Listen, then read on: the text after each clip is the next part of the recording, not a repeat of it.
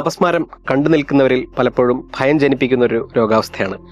നമ്മുടെ കൺമുന്നിൽ വെച്ച് ഒരാൾക്ക് അപസ്മാരം വരികയാണെങ്കിൽ എന്ത് ചെയ്യാൻ സാധിക്കും എന്നുള്ളതിനെ പറ്റിയാണ് ഇന്നത്തെ വീഡിയോ.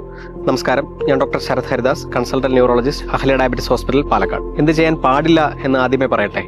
അപസ്മാരം വന്നിട്ടുള്ള രോഗികളുടെ കയ്യിൽ താക്കോലോ മറ്റ് ഇരുമ്പ് വസ്തുക്കളോ കൊടുക്കുന്ന പ്രവണത കണ്ടുവരാറുണ്ട്.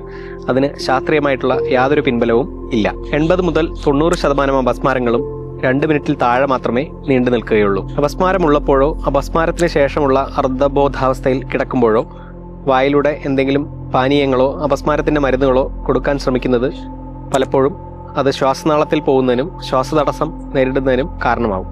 അപസ്മാര രോഗിക്ക് എന്ത് പ്രാഥമിക ശുശ്രൂഷ നൽകാൻ സാധിക്കും? അപസ്മാരം വന്നിട്ടുള്ള രോഗി കിടക്കുന്ന സാഹചര്യം നിരീക്ഷിക്കുകയും എന്തെങ്കിലും മുറിവ് സംഭവിക്കുന്നതിന് സാധ്യതയുള്ള വസ്തുക്കൾ അവിടുന്ന് നീക്കം ചെയ്യുകയും ചെയ്യുക. രോഗിയെ ഒരു വശത്തേക്ക് ചരിച്ച് റിക്കവറി പൊസിഷനിൽ കിടത്തുന്നത് വായിലുള്ള സ്രവങ്ങളും മറ്റും ഒലിച്ചു പോകുന്നതിന് സഹായിക്കും. എത്ര സമയം അപസ്മാരം വന്നു എന്ന് നിരീക്ഷിക്കുക. 5 മിനിറ്റിൽ കൂടുതൽ അപസ്മാരം നീണ്ടു നിൽക്കുകയാണെങ്കിൽ വൈദ്യസഹായം തേടേണ്ടത് അത്യന്താപേക്ഷിതമാണ്.